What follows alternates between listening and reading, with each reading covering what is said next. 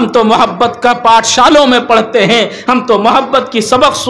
پڑھاتے ہیں، کیونکہ میرے آقا نے ایک سبق دیا ہے کہ طائف میں جس میں اتھر پر پتھروں کی بارش ہو رہی ہے، پتھروں کی بارش ہو رہی ہے، آقا مدنی جناب محمد رسول اللہ صلی اللہ علیہ وسلم کا جس میں اتھر لہو لہان ہے، جوتیاں مبارک لہو لہان ہے، ہر طرف عجیب صورتحال ہے،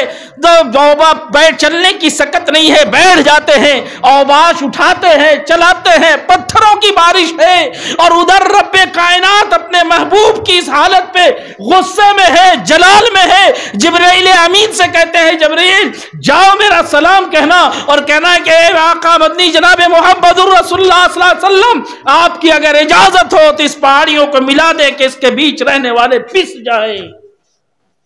قربان جائیے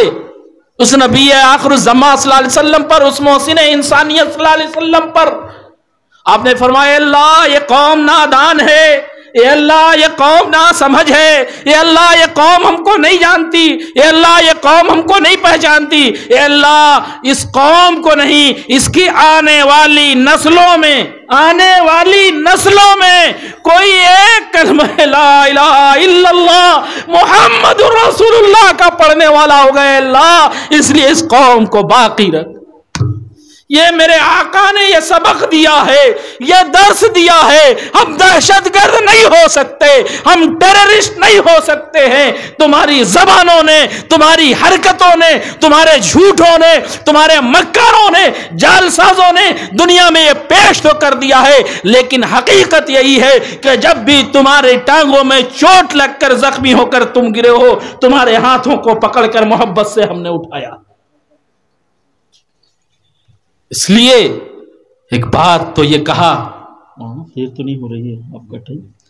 ایک بات تو یہ کہا کہ قرآن نے کہا کہ پڑھ اپنے پاک پروردگار عالم کے نام سے۔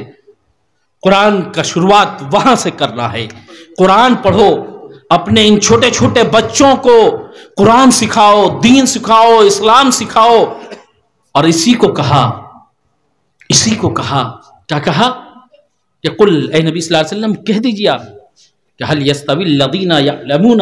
والذين لا يعلمون، کہ جاننے والے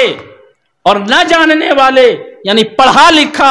اور غیر پڑھا لکھا برابر نہیں ہو سکتا ہے۔ اس کا سوچنے کے انداز میں فرق ہے، اس کا تہذیب، اس کا اخلاق، اس کا بیوہار، اس کے بات کرنے کا سلیقہ سب الگ ہے، نہیں ہو سکتا ہے برابر۔ اس لیے پڑھاؤ اور دنیا کو پیغام دو کہ ہمارا ونش، ہماری نسلیں